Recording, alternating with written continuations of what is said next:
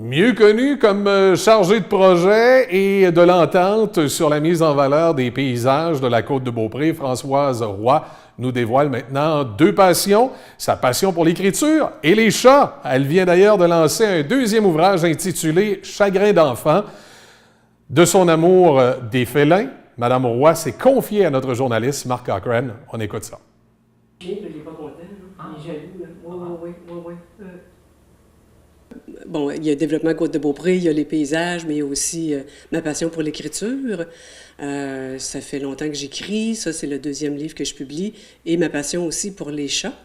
Donc j'ai combiné les deux dans un même livre, c'est-à-dire que j'ai parlé de ma vie avec les chats, tout en bien en détail, avec intimité, dans un livre qui s'appelle « Chagrin d'enfant ». Pourquoi vous avez décidé justement de lancer un livre à ce sujet-là? Ben, en fait, je trouvais que souvent, on cherche beaucoup à l'extérieur, on veut faire des voyages, on veut vivre à l'étranger, faire des exploits.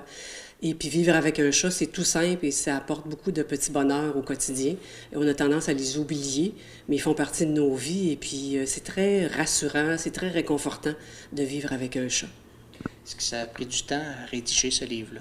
Ben, en fait, l'idée est partie. J'avais l'idée quand j'avais 30 ans. Ça a été long avant. Il y a eu d'autres choses, d'autres publications. Et finalement, quand je suis allée à l'étranger en 2011, je suis revenue, puis le chat que j'ai actuellement, Léo, a failli mourir. Et j'ai décidé d'écrire à partir de là.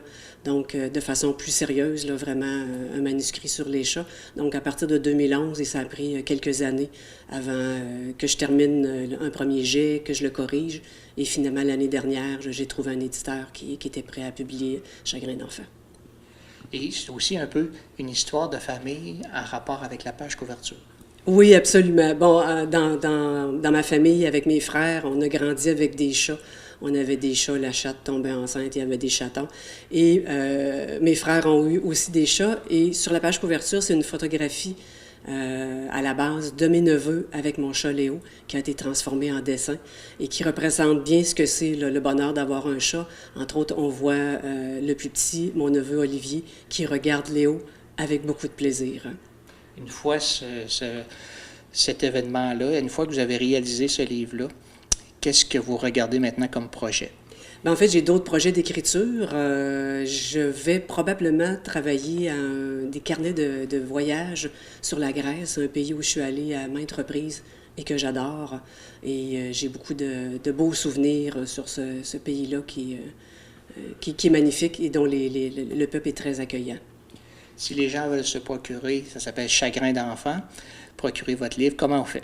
Alors, il y a il y a 3 possibilités. Moi, je le vends directement. Bon, c'est un peu plus compliqué, là.